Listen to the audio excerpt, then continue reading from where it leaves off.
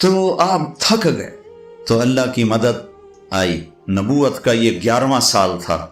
تو آپ تھکے ہوئے رات کو منا میں گشت کر رہے تھے، تو آپ کو کچھ نوجوان ملے. آپ نے کہا بھائی کہاں گئے ہو؟ کہا جی ہم یثرب کے ہیں. کہا میری بات سنو گے، میں اللہ کا نبی ہوں. اچھا.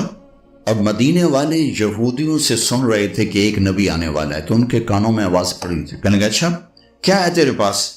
تو آپ نے پڑھا وَإِذْ قَالَ إِبْرَاهِيمُ رَبِّ اجْعَلْ هَٰذَا الْبَلَدَ آمِنًا وَاجْنُبْنِي وَبَنِيَّ أَن نَّعْبُدَ الْأَصْنَامَ رَبِّ إِنَّهُنَّ أَضَلَلْنَ كَثِيرًا مِّنَ النَّاسِ وَمَن تَبِعَنِي فَإِنَّهُ مِنِّي وَمَنْ عَصَانِي فَإِنَّكَ غَفُورٌ رَحِيمٌ سے لے کر سورہ ابراہیم کے آخر تک. تو کہنے لگے ارے یہ انسانی کلام نہیں، یہ تو لگتا ہے وہی نبی ہے جو آنے والا ہے، چلو یہودیوں سے پہلے کلمہ پڑھیں.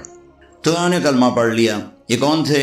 ابو الہیثم بن تیہان، عبداللہ بن رواحہ، عبادہ بن سامت، اسد بن زرارہ، نعمان بن حارثہ، سعد بن الربیع.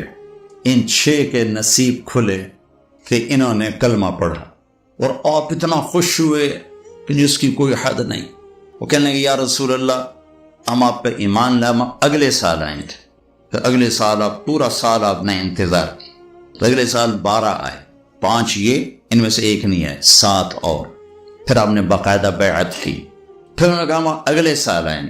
پھر اگلے سال 72 آئے. 72 2 عورتیں، ام منیع، ام عمارہ، اور باقی 70 نوجوان. نبیوں کے کام کی نشانی ہے کہ اس میں نوجوان زیادہ ہوتے ہیں، چونکہ وہ نرم شاخ کی طرح ہوتے ہیں، جدھر موڑو مڑ جاتے. روم کے بادشاہ نے ابو سفیان سے پوچھا تھا اس نبی کے ماننے والے بوڑھے نہیں ہیں؟ جوان کا. یہ بھی نبیوں کی نشانی ہے کہ جوان ہی مانتے ہیں، جلدی مڑ جاتے. 72 آدمیوں نے بیعت کی. تو جب بیعت ہونے لگی نا، تو ایک صحابی کھڑے ہوئے مدینے کے، عباس بن مرداس، کہنے کہ ٹھہر پھر بھائی کیوں؟ کہا سوچ لو، اگر ان کو لے جاؤ گے اب اپنے شہر، تمہاری عورتیں بیوہ ہوں گی، تمہارے بچے یتیم ہوں گے، اور پورا عرب تم پہ حملہ آور ہوگا. اگر اس کو کل چھوڑنا ہے تو آج چھوڑ دو، لے جانا ہے تو پھر مرد بڑھیں جے، پھر چھڑنا جاوے جے. تو اس پر ابو الہیثم بن تیہان کھڑے ہو کر کہنے لگے یا رسول اللہ یہ جو کچھ ہمیں ڈرا رہا ہے عباس، وہ بھی مدینے کے تھے، اگر یہ سب کچھ ہمارے ساتھ ہو جائے تو ہمیں ملے گا کیا؟ تو آپ نے کہا جنت. کبھی سستا سودا ہے، ہاتھ بڑھائیں. تو ابو الہیثم نے بیعت کی سب سے پہلے، یا برا بن معرور نے بیعت کی سب سے پہلے. جب بیعت مکمل ہو گئی تو ابو الہیثم کہنے لگے یا رسول اللہ ایک بات تو بتائیں، کل اللہ آپ کو فتح دے تو پھر ہمیں چھوڑ کے مکے واپس تو نہیں جائیں گے نا؟ تو پھر آپ نے ہنس کر فرمایا الدم الدم الہدم الہدم، اب میری قبر بھی تمہارے مدینے میں ہی بنے گی، اب میں تمہیں چھوڑ کے کہیں نہیں جاؤں گا. کہ یا رسول اللہ آپ تشریف لائیں، کہ جب میرا اللہ حکم دے گا میں آ جاؤں گا. تو یہ ذوالحج کی بات. محرم گزرا تو سفر میں اجازت ہو گئی کہ ہجرت کرو. تو 1 2 3 4 10 5 مدینہ شروع ہوئے. 27 سفر شب جمعہ، جیسے آج شب جمعہ ہے، 27 سفر آپ ابو بکر کے گھر گئے. چلو بھائی اللہ کا حکم آ گیا ہے، میں کٹ کر رہا ہوں، مختصر کر رہا ہوں، پورا قصہ نہیں سنا رہا. تو ابو بکر نے کہا جی میں نے ایک غار تلاش کیا، پہلے وہاں چل کے چھپیں گے پھر آگے چلیں. تو غار سور یمن کی طرف تھا اور مدینے کا راستہ بالکل اپوزٹ تھا. تو یہ حضرات جا کر غار میں پہنچے تو اللہ کے نبی پنجوں پر چل رہے تھے، پورا قدم نہیں رکھ رہے تھے. اس زمانے میں کھوجی ہوتے تھے جو پاؤں کا نشان دے کے پہنچ جاتے تھے. تو آپ ایسے چلتے رہے پنجوں پر. تو پنجوں پہ پریشر پڑتے ساری انگلیاں زخمی ہو گئی. جب پہاڑ پہ چڑھنے کا وقت ہے تو اب چڑھ نہیں سکے. ابوبکر ویسے دبلے پتلے تھے، لیکن آپ نے اللہ کے نبی کو کمر پہ بٹھایا اور پورا پہاڑ جا کے طے اوپر چڑھے. پھر آپ کو باہر بٹھایا، خود اندر گئے، سارا غار صاف کیا، پتھروں سے سوراخ بند کیے. پھر سوراخ باقی تھے، اپنی پگڑی کو اتار کے پھاڑ کے سوراخ بند کیے. پھر سوراخ باقی تھے تو کرتا اتار کے پھاڑ کے سوراخ بند کیے. پھر ایک سوراخ باقی رہ گیا جس میں سانپ تھا، اس کے اوپر اپنی ایڑی رکھ. تو یا رسول اللہ اندر آئے. جب آپ اندر آئے تو اندھیرے میں آپ کو پتہ نہیں چلا، تھوڑی سی روشنی ہوئی تو آپ نے دیکھا ابوبکر یہ کرتا یہ پگڑی کدھر گئے؟ کہ یا رسول اللہ یہ سوراخ تو مجھے ڈر لگا کوئی چیز نقصان نہ پہنچائے. تو ایک دم آپ کی آنکھوں میں آنسو آ گئے اور آپ نے کہا یا اللہ میں ابوبکر سے راضی ہوں، تو بھی اس سے راضی ہو جاؤ اور اسے جنت میں میرا ساتھی بنا دے. تو اس کے ساتھ ہی جبریل آ گیا کہ اللہ تعالیٰ فرما رہے ہیں کہ یا رسول اللہ آپ کے ساتھی سے راضی ہو گئے اور جنت میں ساتھ دے دیا۔ 27 کی رات، 28 کی رات، 29 کی رات، 3 راتیں 2 دن، 28 29 آپ رہے۔ یکم کو وہاں سے نکلے اور 8 ربیع الاول کو آپ مدینہ کی بستی قبا میں پہنچے۔ تو روزانہ مدینہ والے آتے تھے اور آپ کا انتظار کر کے چلے جاتے تھے۔ تو 8 تاریخ کو مدینہ اور قبا کے درمیان ایک قبیلہ ہے جس کو بنو قینقاع کہتے ہیں، وہ آباد تھا۔ تو اس کا ایک یہودی اپنے گھر کی چھت پہ چڑھا تو اس نے دور سے غبار دیکھا۔ اب ان کا علم دیکھو اور گمراہی دیکھو، صرف دور سے غبار دیکھ کر اس نے نعرہ لگایا، یثرب والو تمہارا نبی آ گیا۔ خود کلمہ نہیں پڑھا، علم اتنا تھا کہ صرف غبار دیکھے گا وہی ہے۔ لوگ بھاگے۔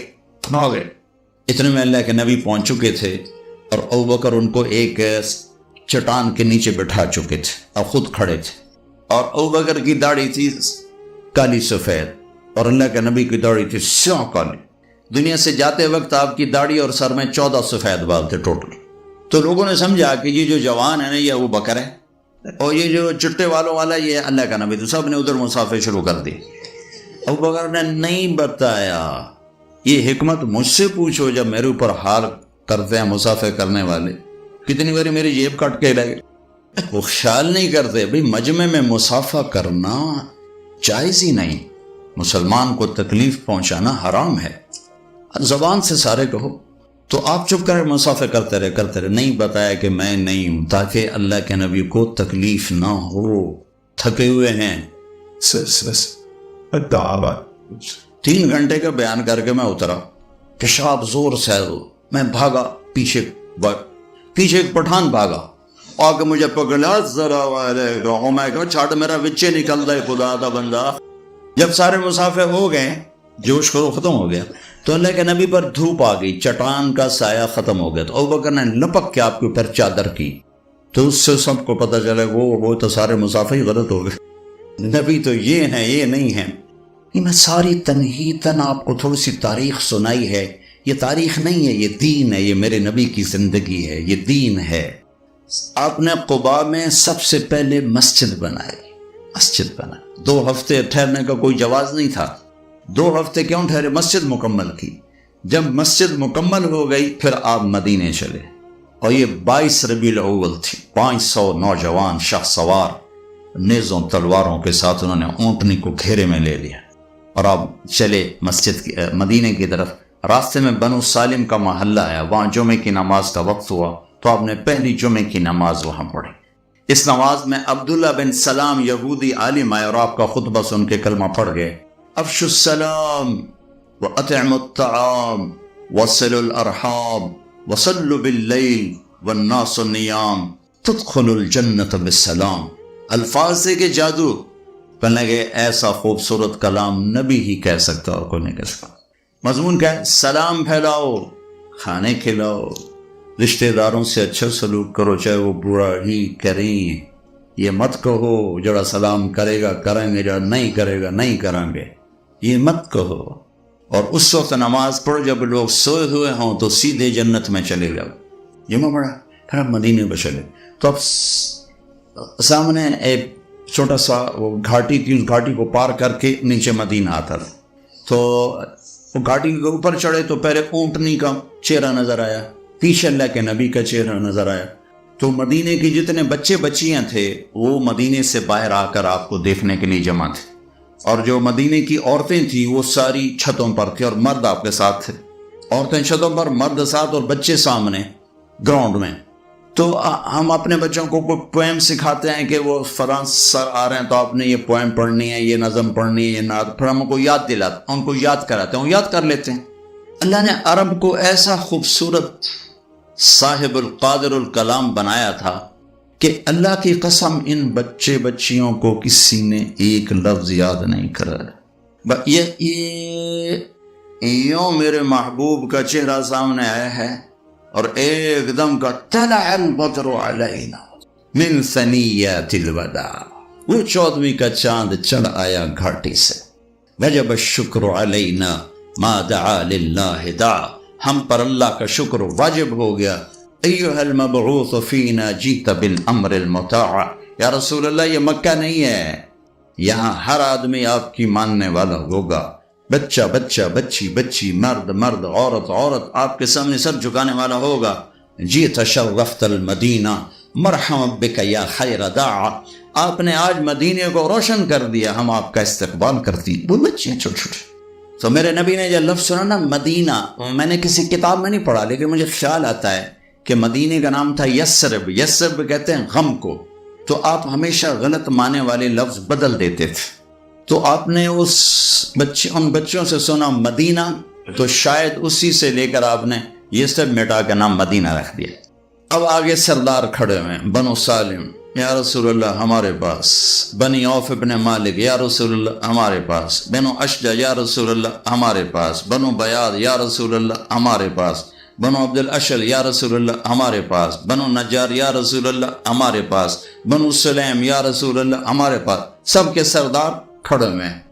اور آپ نے اونٹنی کی رسی چھوڑ دی، آپ کے جی میں تھا نان کے ٹھہرو بنو نجار، آپ کے دادا کی ماں بنو نجار سے تھی، لیکن منہ سے کہتے ہوئے آپ شرماتے تھے کہ دوسروں کو پہ تکلیف ہوگی، کہیں گے وہ کوئی سانوں چھڑے تو دے چلے گئے، تو میں کہا دعوہا فإنہا مأمورہ، اس اونٹنی کو چھوڑ دو، اس کو اللہ کا امر ہے، جہاں ہوگا وہاں بیٹھ جائے گی۔